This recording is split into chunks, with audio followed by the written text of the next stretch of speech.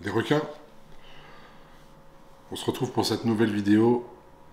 Et du coup, la question, c'est de savoir, y a-t-il un secret pour devenir un professionnel en culturisme, couramment appelé IFBB Pro? Alors, ça me tenait à cœur de faire cette vidéo pour la simple et bonne raison qu'il y a beaucoup, en fait, de débats sur le sujet, comme on peut voir sur YouTube, etc.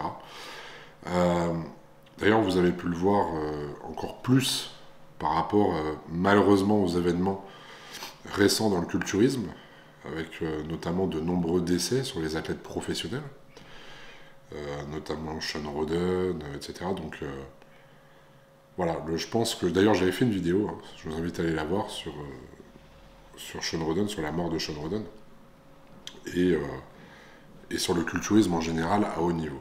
Donc écoutez, cette vidéo, on va la découper en plusieurs parties. Le but, c'est d'apporter mon analyse, puisqu'aujourd'hui, je pense être légitime pour vous parler de tout ça. Je suis préparateur physique. Je fais moi-même de la compétition. Ça fait maintenant plus de 10 ans que je suis dans le milieu, que je côtoie énormément de personnes dans le culturisme et professionnel, bien sûr. Je prépare moi-même des athlètes professionnels. Donc, je pense qu'il est utile aujourd'hui d'écouter des personnes qui, justement, ne sont pas juste influenceurs ou ne sont pas juste en train de lire des pseudo-articles ou vous rabattre des pseudo-rumeurs. Voilà. On va mettre les points sur les i et les barres sur les t, comme j'aime bien dire. La vidéo elle va se découper en plusieurs parties. On va voir un petit peu, selon les différents domaines, est-ce qu'il y a des secrets, est-ce qu'il y a des prises de risques, est-ce qu'il y a des choses que les amateurs ou les débutants en musculation, etc., ne font pas comparer aux professionnels. Parce que ça, c'est la question vraiment qu'on se pose tous, et c'est légitime. Hein. Moi-même, le premier, quand j'ai débuté la musculation, je me posais ces questions. Quand je voyais quelqu'un d'énorme, ou quand je voyais un compétiteur, je me disais, mais qu'est-ce qu'il fait de plus que moi? Donc ça, on va le découper en plusieurs parties. On va d'abord voir l'aspect nutrition, parce que c'est important de parler de la nutrition. Alors, rassurez-vous, chaque domaine, ça sera assez court. C'est-à-dire que je vais faire une synthèse de tout ça. Et clairement, on ira droit au but de savoir est-ce qu'il y a des paramètres supplémentaires par rapport à quelqu'un qui n'est pas professionnel. D'accord? Donc, il y aura l'alimentation. Il y aura bien sûr l'entraînement, chose importante. La récupération. Parce que ça, dans toutes les vidéos, on ne parle jamais assez de la récupération. Ça, la diète, pas de problème. Ça, l'entraînement aussi. Les produits, encore plus. Mais alors, la récupération, je ne vois pas une seule vidéo qui en parle.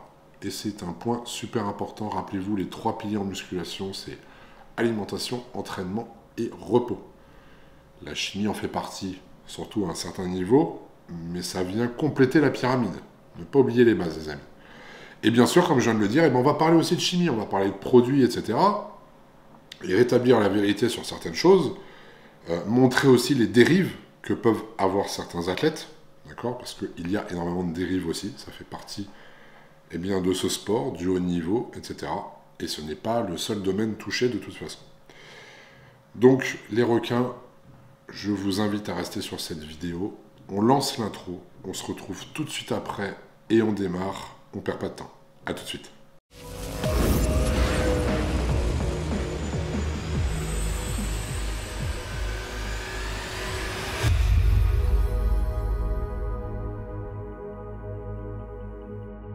Maintenant que l'intro est passée, avant de commencer cette vidéo, si tu n'es pas abonné, je t'invite vraiment à le faire. Ça me permettra de continuer à progresser sur le contenu, à proposer toujours de meilleures choses, et ça va m'encourager pour la suite. Donc je te remercie d'avance.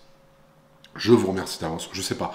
Dans cette vidéo, en fait, il y a des fois, je vais peut-être tutoyer, des fois, vous voyez. Bon, faut pas faire attention. Faudra me dire aussi si vous aimez ce genre de format vidéo, c'est-à-dire un petit talk comme ça, qui me permet en fait de vous parler. Il n'y a aucune préparation, c'est vraiment vous parler de ce que je ressens. La vidéo sortira brute à chaque fois, si le format vous plaît. Et comme ça, j'attaquerai plus fréquemment des sujets comme ça d'actualité eh bien, sur des points clés, sur des questionnements que vous pouvez avoir, et apporter mon savoir, mes connaissances, bien sûr en restant à ma place, en restant humble. Hein. Je ne m'aventurerai pas sur des sujets que je ne connais pas. Mais en tout cas, sur les sujets que je maîtrise, eh bien, ça sera avec grand plaisir de vous partager plein de choses. Voilà. Alors du coup, premier chapitre, l'alimentation. Vous le savez, l'alimentation, c'est la clé de la réussite en musculation. D'accord. Donc, on ne va pas rentrer dans le débat de savoir quoi manger, où, quand, comment, etc. Mais, vous le savez, pour atteindre ces objectifs, il faut bien évidemment avoir une diététique adaptée. Donc, ça demande, et ça c'est propre à chacun, c'est personnel, hein, mais un certain taux de protéines, un certain taux de glucides, de lipides, des fibres, que ce soit de la micronutrition ou macronutrition. Micronutrition, il faut les compléments nécessaires, etc. Donc, c'est un ensemble de choses, de paramètres, où chaque personne suit sa propre diététique. Il n'y a pas à copier la diète du voisin, on est tous différents. Après, les aliments restent cependant basiques, d'accord? Les aliments en musculation les plus utilisés, on les connaît, c'est le poulet, c'est le bœuf, c'est le riz, ça va être la salade et les légumes, ça va être l'avocat, les huiles, huile d'olive, huile de noix, huile de lin, ça va être quoi? En source de glucides, on peut avoir aussi le flocon d'avoine, la crème de riz Iron Shark Nutrition, qui est indispensable, bien sûr. D'ailleurs, les amis, si vous souhaitez la commander, c'est sur ironshark.fr et vous avez 10% avec le code IRONSHARK10. Et du coup, on peut se poser la question, et c'est légitime de se dire, mais alors, qu'est-ce qu'ils font de plus, les professionnels qui ont ce niveau-là, au niveau diététique? Eh bien, ils ne font rien de plus. Voilà, comme ça, on a répondu à la question. Quand je dis rien de plus, c'est-à-dire que vous soyez débutant, intermédiaire ou confirmé, une diète, ça reste une diète. À partir du moment où elle est adaptée à votre poids, à vos objectifs, à votre dépense, à votre métabolisme, etc., etc., une diète reste sensiblement la même. Je ne vais pas vous faire un débat également sur les diètes flexibles, vs diètes strictes, etc., etc., parce que là, je vous parle vraiment du haut niveau.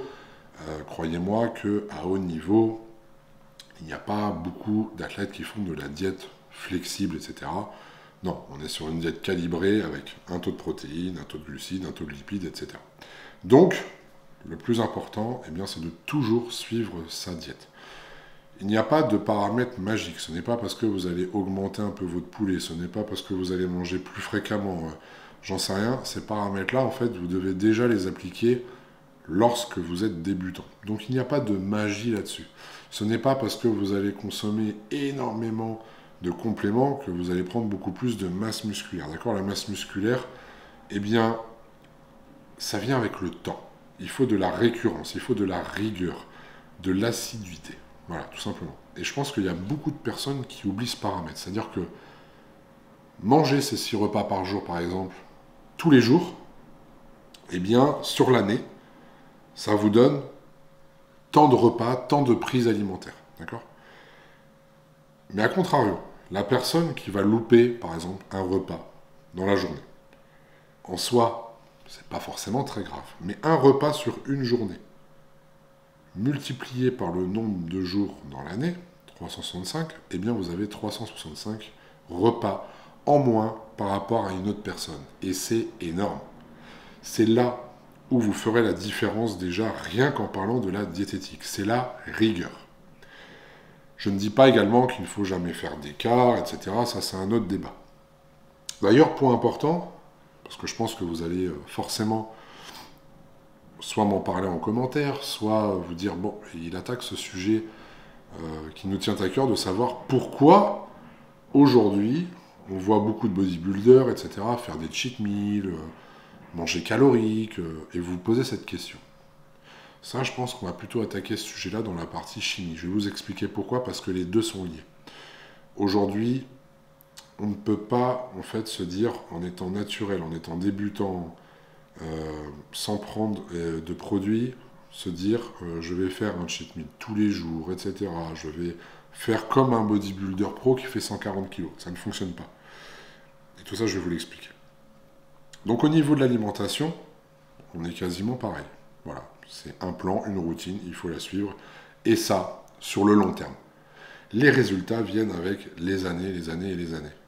Quand vous avez quelqu'un qui mange depuis des années des cochonneries, que ce soit pizza, bonbons, ce que vous voulez, forcément, au bout d'un moment, eh bien, elle prend de la masse graisseuse, et ça s'accumule, et ça s'accumule, et ça s'accumule. D'accord? Eh bien, c'est la même chose en culturisme. À partir du moment où vous mangez sainement, vous suivez vos repas toute l'année, eh bien, au fur et à mesure, vous allez construire de la masse musculaire. C'est indéniable. Donc, on arrive au point concernant l'entraînement. Alors, l'entraînement, est-ce qu'il y a des différences, des choses que les professionnels font et que les amateurs ou les débutants ne font pas? Vous savez, l'entraînement en musculation reste basique. J'ai connu beaucoup de bodybuilders, moi j'en fais partie aussi, qui gardent leur programme de musculation pendant très longtemps. D'accord? Des fois 3 ans, 4 ans, sans rien changer. Juste avec des mouvements basiques. Pourquoi? Pour la simple et bonne raison, en fait, que, si vous voulez, il n'y a pas de réelle technique qui va permettre d'apporter de la magie sur votre physique. Vous n'allez pas vous transformer parce qu'un tel a dit « Oui, mais ce mouvement-là, si tu le fais de telle manière ou de telle façon, etc. », tu vas développer des pouvoirs incroyables qui font que demain, tu vas devenir, je sais pas, un super-héros, tu vas te transformer en Captain America en claquant des doigts comme ça. Ça n'existe pas, en fait. Vous pouvez chercher, ça n'existe pas. D'accord?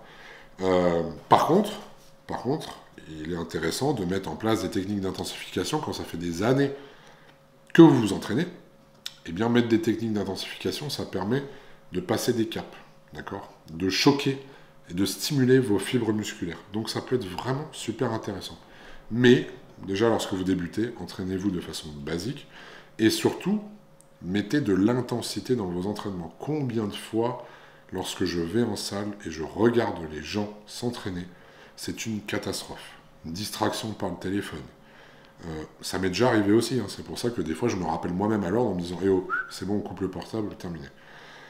Distraction à cause du téléphone, temps de repos beaucoup trop long, il n'y a pas de connexion cerveau-muscle pendant la série.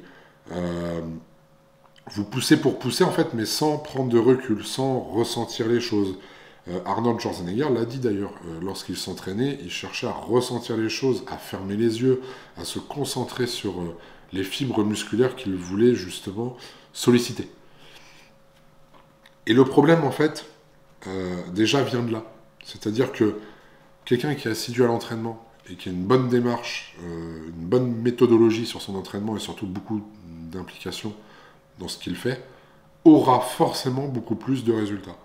Donc imaginez bien, entre la personne qui loupe un repas par jour, qui en plus va à la salle mais s'entraîne mal, ou du moins de façon pas assez intensive, eh bien le voisin qui lui est assidu sur tous ses repas, qui s'entraîne intensivement à la salle, qui ne loupe pas une séance, forcément elle va progresser plus vite, et elle ira plus loin. Mais ça ne se verra pas du jour au lendemain, ça va prendre plusieurs semaines, plusieurs mois, mais au final il y aura effectivement un décalage.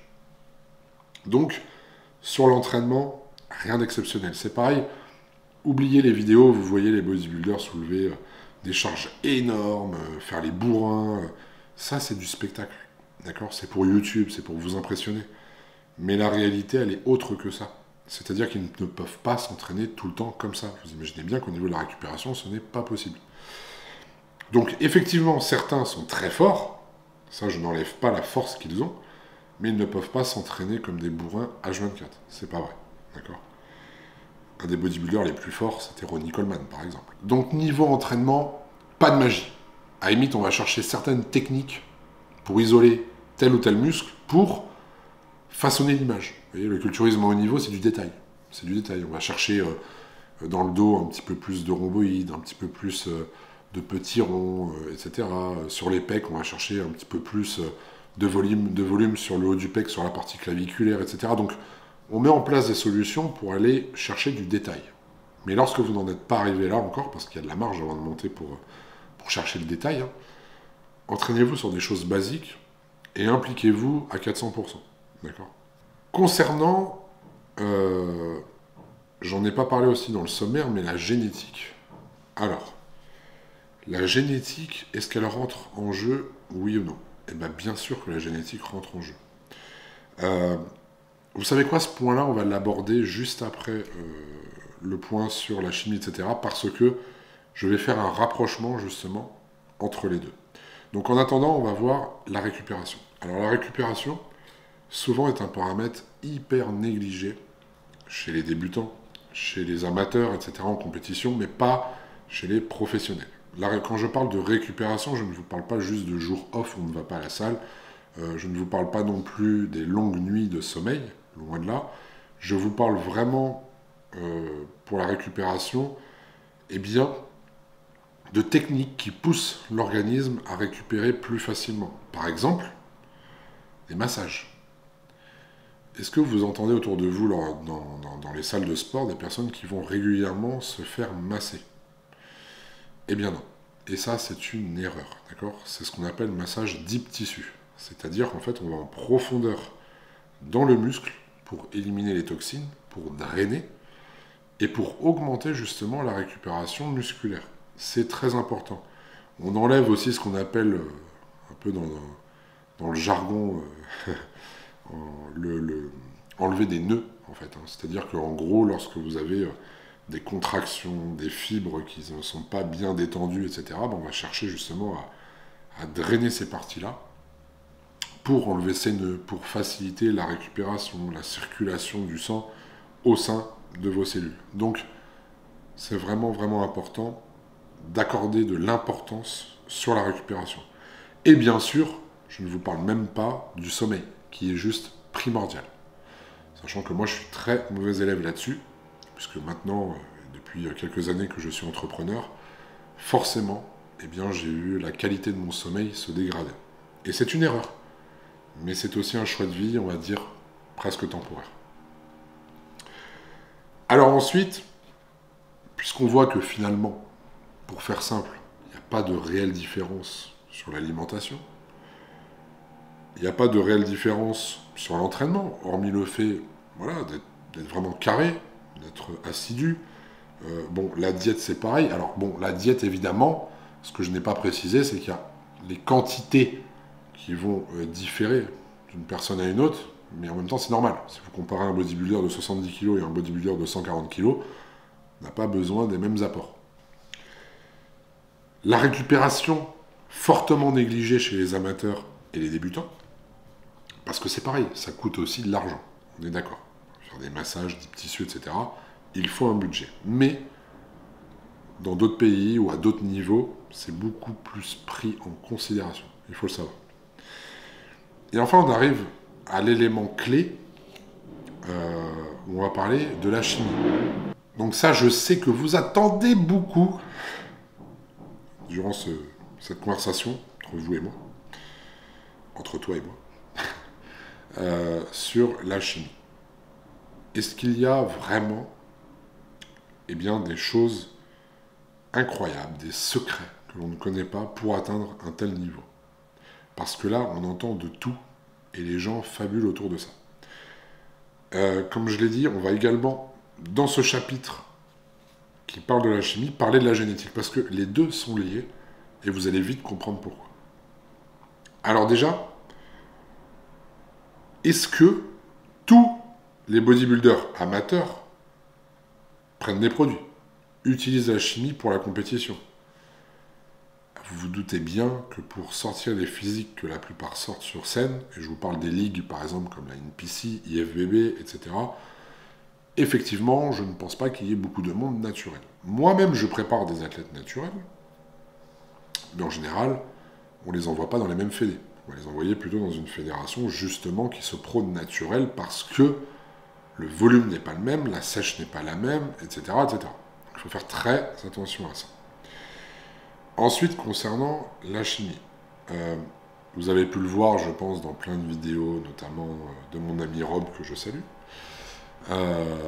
et sûrement d'autres personnes encore, où il est dit que les bodybuilders, surtout professionnels, prennent des quantités astronomiques d'anabolisants pour arriver là où ils en sont.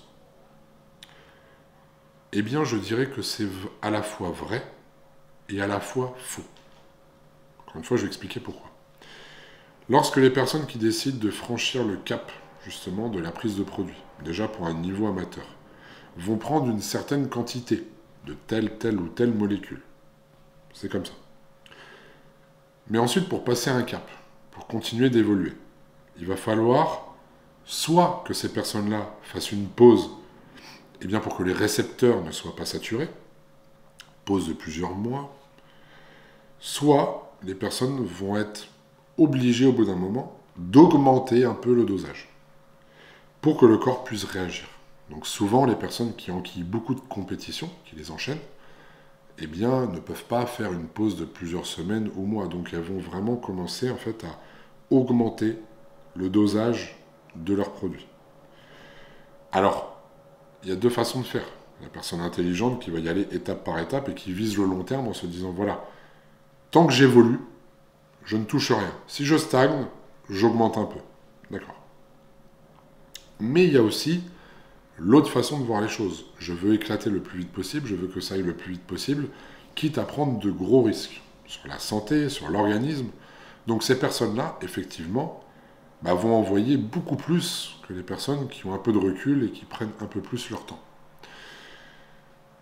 Et là, vous allez me dire, ouais, mais j'ai vu des physiques où les mecs étaient jeunes, ils étaient vraiment énormes. C'est qu'il doit y avoir un produit spécifique. Alors, sachez une chose, c'est que les produits, entre l'époque, par exemple, d'Arnold Schwarzenegger ou maintenant, ce sont sensiblement les mêmes. D'accord? Il n'y a pas de produit miracle qui a été pondu dans un laboratoire, genre type Raccoon City, Resident Evil. Non, non, ça n'existe pas. La base reste la même. Et effectivement, il y a quelques produits très avancés dans le dopage, mais ça coûte aussi très cher. Et à la limite, ça va être plus utilisé dans le vélo ou dans des sports qui sont très médiatisés, où il y a beaucoup d'argent. Mais dans le bodybuilding, n'oubliez pas que ce sont aux athlètes à payer leur préparation. Donc, ils ne vont pas aller chercher des produits qui coûtent des centaines de milliers d'euros. Ils vont rester sur quelque chose de basique. Alors effectivement, il y a des athlètes, j'en ai connu, qui prennent des dosages très élevés au niveau professionnel, mais il ne faut pas oublier que c'est leur gagne-pain. Il ne faut pas oublier qu'ils vivent de ça. Il ne faut pas oublier non plus que la récurrence des compétitions est telle qu'ils ne peuvent pas arrêter, ils sont obligés de toujours continuer un peu plus. Et alors quand je dis continuer toujours un peu plus, c'est pas forcément d'augmenter les dosages de façon drastique, c'est déjà dans un premier temps, eh bien, de faire des cures de façon récurrente. D'accord? C'est-à-dire que d'année en année, il n'y a pas vraiment de off. Du moins, le off, il est léger. Ce qui permet bien évidemment, eh bien encore, de continuer à progresser. Et de progresser, bien évidemment, bien plus qu'une personne naturelle. D'accord? Ça a ses avantages et ses inconvénients. Les avantages, ça va être sur le physique, on est d'accord, physique qualitatif, meilleure sèche, meilleure densité musculaire, meilleur volume musculaire. Les effets négatifs, vous les connaissez. On parle de la santé.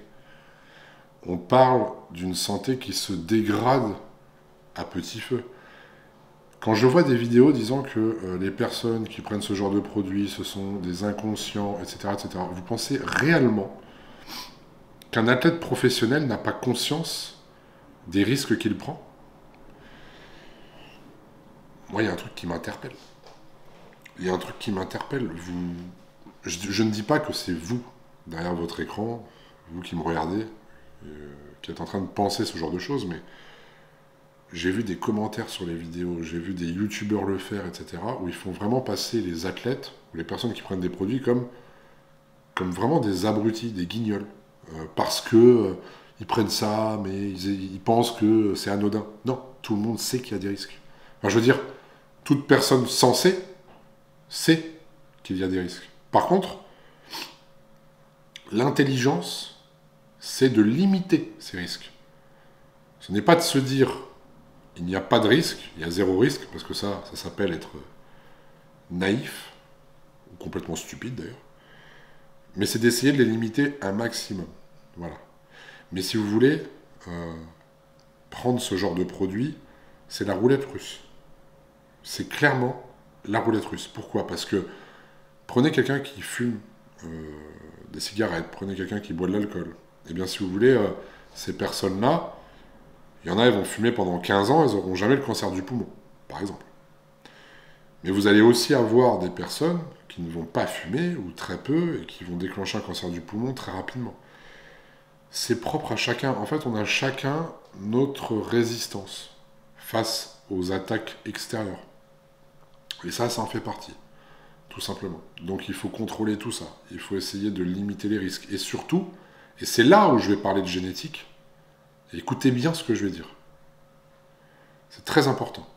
C'est que les personnes qui déjà, naturellement, ou avec très peu de produits, par exemple, puisqu'ils ont déjà commencé, évoluent à vitesse grand V, parce que leur corps est réceptif à ça, parce qu'ils ont la génétique pour aller très loin, parce qu'ils évoluent très vite avec très peu de choses, eux sont réellement faits pour faire du culturisme à haut niveau. Eux sont réellement faits pour devenir professionnels en bodybuilding.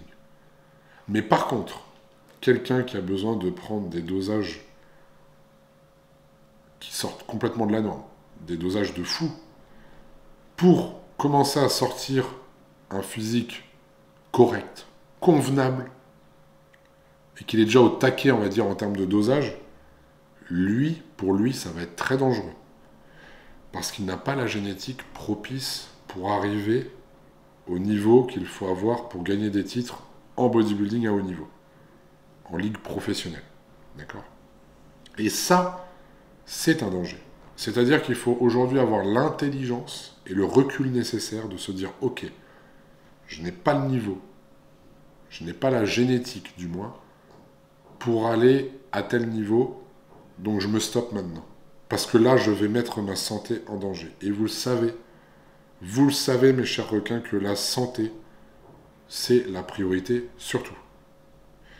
Je l'ai déjà dit dans d'autres vidéos. Pourquoi aujourd'hui je n'ai pas voulu aller en bodybuilding poids lourd, essayer d'avoir une carte pro en bodybuilding poids lourd. Pourtant, je le rappelle, et pour ceux que ça intéresse, n'hésitez pas à aller sur mon Instagram, Florent-d'Horizon, voir des photos de comment j'étais. Je suis monté à plus de 130 kilos, d'accord? En poids lourd, j'étais un poids lourd. Et j'étais parti pour faire NPC poids lourd, aller essayer de décrocher ma carte pro, etc., etc. Alors pourquoi je ne l'ai pas fait? C'est à ce moment précis où j'ai eu la rupture de mon tendon du biceps. En pleine lancée. En fait, je l'ai pris comme un signe du destin. J'étais en train de partir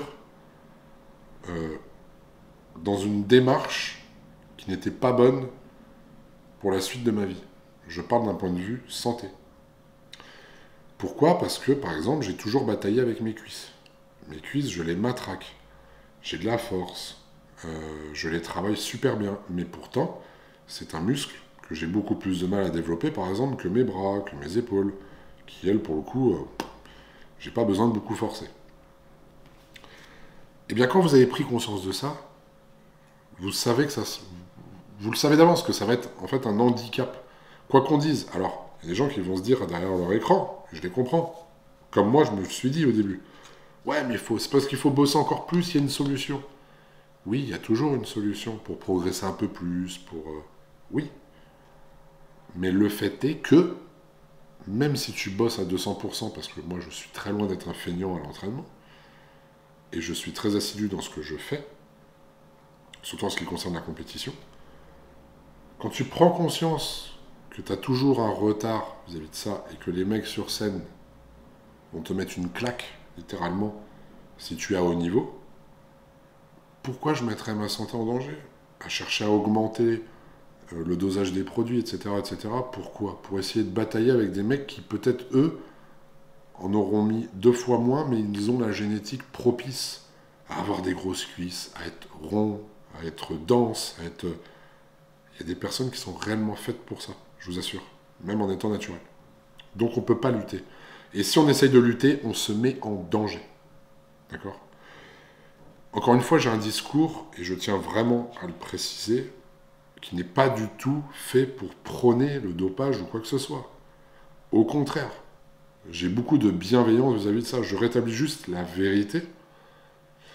Et je ne suis pas en train de prôner quoi que ce soit. Je ne suis pas non plus en train de vous dire, parce qu'on va dire, ah mais et puis toi, du coup, t'es naturel. Mais non, à quel moment je l'ai dit? Justement, je dis que j'ai fait des préparations. D'accord? Je le dis. Ça fait partie de la compétition. Je n'en fais plus pour le moment, parce que ça fait depuis 2019 que je ne suis pas monté sur scène, donc il n'y a aucune utilité. C'est comme les mecs qui vont à la plage, qui prennent des produits juste pour faire kéké plage. Excusez-moi, mais vous êtes complètement stupide. De faire ça, c'est complètement stupide. Je n'aurais jamais mis un pied sur scène, je n'aurais jamais touché un seul produit. Et je vous le dis. Et j'ai commencé les compétitions en étant naturel. J'ai fait 2 ans comme ça. Donc, tout va trop vite aujourd'hui. Tout va trop vite, malheureusement. Et les gens n'ont plus la notion de ce qui est raisonnable ou non. Voilà. Le problème vient de là aussi.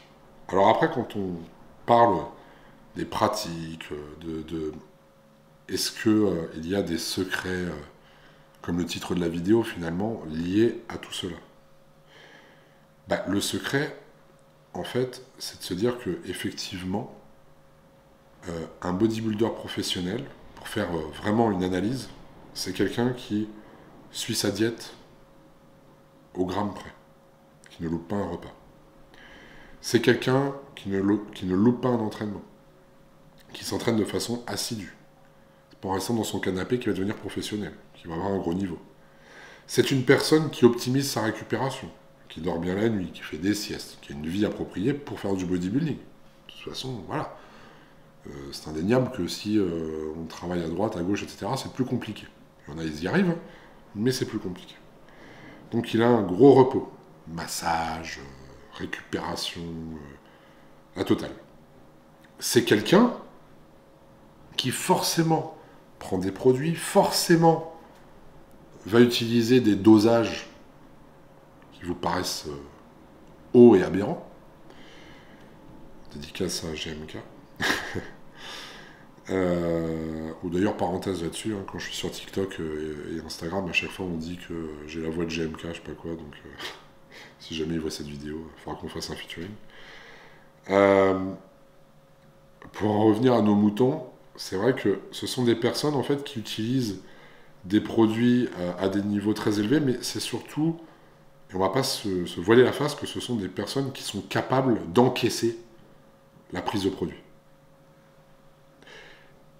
Et entre guillemets, capables d'encaisser la prise de produit jusqu'à une certaine limite. On l'a vu récemment avec le nombre de décès qu'il y a eu dans le milieu. C'est-à-dire que on pense que l'organisme est capable d'encaisser, on cherche toujours à dépasser la limite jusqu'au jour où les problèmes arrivent. Donc ça, c'est super important de le prendre en considération. Ne deviens pas professionnel IFBB Pro qui veut. D'accord? Ayez beaucoup de recul. Si je peux vous conseiller même une chose, c'est ne le faites pas. Surtout pas d'ailleurs si vous cherchez à en vivre. C'est une hérésie totale. Faites très attention à ça. Donc en gros, oui, ce sont des personnes qui sont propices à encaisser la prise de produit sans avoir de gros soucis de santé.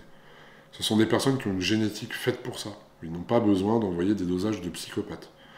Et je ne dis pas, encore une fois, je le répète, que les athlètes ne prennent pas grand-chose. D'accord ? Ce n'est pas ce que j'ai dit. Mais j'ai dit que les meilleurs athlètes et ceux qui vont durer dans le temps, ce sont des athlètes qui n'ont pas besoin, justement, pour progresser, de mettre dès le début de gros dosages. D'accord ? Ça, c'est très important. Quand je vois des vidéos, justement, qu'a fait Rob à ce sujet, où j'entends certains dosages pris par certaines personnes, qui en plus n'ont même pas des physiques extraordinaires, hein, ça m'inquiète. Ça m'inquiète, vraiment. Parce que je me dis, mais attendez. Et le problème, c'est que les gens, en voyant ce genre de vidéos, pensent que c'est la norme. Donc ils se disent, bon, si je fais au moins la moitié de ça, ça sera utile. Mais même la moitié, c'est déjà trop, en fait. Pourquoi aujourd'hui, moi, je ne vous parle même pas de ce que j'ai pu prendre, des dosages, etc. Parce que si je faisais une vidéo là-dessus, ou un live, enfin ce que vous voulez, si j'en parlais, personne, et absolument personne, ne me croirait. On me prendrait pour un mytho, pour un menteur, pour ce que vous voulez. Donc je préfère même pas en parler. Libre aux gens de penser que tout ça c'est du mensonge. Libre aux gens de penser que pour être professionnel, c'est juste de gros dosages et basta. Allez-y, pensez ce que vous voulez. Parce que le pire, c'est que les personnes qui pensent ça ont un déclic au bout d'un moment et se disent « Oh, je veux le faire ». Et ils se mettent en danger pour n'avoir absolument aucun résultat. Et je ne vous parle même pas de l'investissement financier, personnel, tout ce que j'ai pu connaître, les ruptures au sein d'une famille, enfin des choses très graves, des choses très très graves. Professionnelles. Est-ce que le jeu en vaut la chandelle? Je ne pense pas. On va parler par exemple aussi du cas Chris Bumstead, qui est une référence dans le milieu. Je veux dire, tout le monde apprécie son physique, tout le monde, Chris Bumstead, de classique physique, voilà, c'est quand même un physique incroyable, un taf incroyable, une génétique de fou, des insertions parfaites, il n'y a rien à dire. Une fois, il a fait une vidéo. Il a fait une vidéo en disant que voilà, hors saison, il prenait, je ne sais plus les dosages, mais je crois qu'il prenait genre 500 mg de testo par semaine, un petit peu de boldenone, je ne sais plus exactement ce qu'il a dit. Le dosage paraissait light, parce qu'il parlait d'un hors-saison, entre deux compétitions. Vous savez que il s'est fait incendier. Mais vraiment, parce que les gens ne l'ont pas cru. Ils disent, non mais c'est pas vrai, il nous mitonne pour être comme ça, c'est pas vrai, c'est pas possible et tout. Mais je peux vous assurer que je le crois sur parole. Vraiment, parce que je les ai vus, les protocoles de certains professionnels. Ils prennent moins de choses qu'un amateur. Et là, vous allez me dire, ouais, mais c'est parce qu'ils ont accès à des produits tellement qualitatifs parce qu'ils sont pros. Non, je dirais même que c'est encore plus dur pour eux. De par leur notoriété, etc., etc. N'oubliez pas que ça reste du marché noir, n'oubliez pas que c'est pas vous sortez de chez vous, vous allez en bas dans le magasin du coin de la rue pour acheter ça. Donc ils sont liés au même problème que les amateurs, en fait, de savoir est-ce que c'est un bon produit, est-ce que c'est un mauvais produit, etc., etc. C'est quelque chose, en fait, c'est... le bodybuilding de haut niveau n'est pas encadré, en fait. On n'est pas chez Festina au Tour de France, où c'est carrément l'équipe Festina avec les médecins, etc., où ils ont absolument tout mis en place pour le protocole de dopage. On n'est pas là-dedans. Là, on est dans une démarche qui est très, très, très personnelle. D'accord ? Pensez-y. C'est important. Donc, là-dessus, il n'y a pas vraiment de secret ou de produit miracle. Un bodybuilder à haut niveau, quand je vous ai dit tout à l'heure qu'il prenait quasiment la même chose, quasiment tout le temps, en termes de molécules, c'est réellement le cas. C'est-à-dire que vous avez des anabolisants huileux, vous avez des oraux, vous avez l'hormone de croissance, pour les plus gros, l'insuline, les hormones thyroïdiennes, ça s'articule autour de ça en fait. Hein. Ça s'articule vraiment autour de ça. Et là où justement, ça me fait penser, où on revient sur le point diététique, où je vous ai dit que je vous en parlerai justement avec les produits, c'est que lorsque vous voyez quelqu'un, un professionnel, dire « Ouais, moi je prends un fameux muffin pump », vous avez déjà entendu. Bon. Ça, les cheat meals, machin, etc., récurrents, le mec il est encore sec. Bah oui, mais forcément, quand vous augmentez votre taux d'hormones de croissance, quand vous prenez de l'insuline à tous les repas, vous avez besoin d'énormément de calories. Quelqu'un qui prend de l'insuline à tous les repas, c'est une hormone tellement puissante, tellement dangereuse, que lorsque cette personne-là en prend à tous les repas, bah vous vous doutez bien que l'insuline, je vous rappelle que le rôle de l'insuline, c'est quand même de baisser le taux de sucre dans le sang. D'accord ? Et en baissant le taux de sucre dans le sang, eh bien on cherche à stocker le sucre quelque part. Il faut le faire descendre du sang, donc le mettre quelque part. Bah, vu que la personne, le bodybuilder, s'entraîne, les muscles ont besoin de ces sucres-là, donc l'insuline va justement permettre de prendre le sucre qu'il y a dans le sang pour le stocker dans le muscle. Forcément, derrière, qui dit glycogène au sein de la fibre musculaire, sachez que 1 g de glycogène retient 4 g d'eau, donc on augmente le volume musculaire, tout simplement. Et donc ces personnes-là ont besoin d'énormément de glucides. Donc on va aller chercher des fois des glucides qui ne sont pas forcément sains. C'est pour ça qu'on les voit manger des fois des sucreries, qu'on les voit manger des gros cheat meals, etc. Parce qu'ils ont un métabolisme en plus de ça qui est tellement fort, vous imaginez, 130, 140 kilos de masse musculaire, c'est énorme. Ça consomme énormément d'énergie. Si vous mangez juste un peu de poulet, de riz à tous les repas, ces mecs-là, en mangeant juste du poulet et du riz, ils sèchent. Ça, c'est leur diète pour Olympia. Ils coupent pas les glucides. Juste, en fait, ils arrêtent de manger des cochonneries parce que, si vous voulez, dans l'alimentation, ce qu'ils vont ramener en surplus, c'est ce qui va justement ramener les calories qu'ils ne vont pas arriver à manger parce que, pour faire 1000 calories, j'aime pas trop parler en calories en plus, mais pour faire 1000 calories avec du poulet riz, il va en falloir une sacrée quantité dans l'estomac. Que faire 1000 calories avec burger frites, c'est déjà plus facile, quoi. Vous voyez? Et attention, je ne dis pas qu'ils remplacent leur nourriture propre par de la nourriture malsaine. Attention. C'est-à-dire qu'ils ont la base en nourriture saine et de temps en temps, ils augmentent le rapport calorique avec de la nourriture un peu plus malsaine, un peu plus de junk food. Et encore une fois, je dis ça, mais ce n'est pas une généralité, ce n'est pas tout le monde qui le fait. D'accord? Regardez, même moi, mon athlète Marco, de temps en temps, il a un écart, etc., parce que lui, il a un métabolisme très actif. Mais il se doit de manger tout le jour hyper propre, toute l'année. C'est indispensable. Ça dépend du poids, ça dépend de votre métabolisme, ça dépend des réactions de votre corps, ça dépend de beaucoup de paramètres. Donc sachez une chose, c'est que voilà, ne recopiez pas ce que certaines personnes mettent en avant, n'écoutez pas les on-dit avec c'est les produits qui font tout. Non, les produits c'est une chose, c'est ce qui vient vraiment boucler la boucle, comme on dit, dans ce milieu-là du moins. Mais ce n'est pas forcément une prise de produit à outrance. Il y en a, il y a des fous, que ce soit chez les athlètes, chez les amateurs, partout, il y a des fous partout. Donc libre à eux de faire ce qu'ils veulent. Mais en attendant, ce n'est pas le cas de tout le monde. Et ce n'est pas juste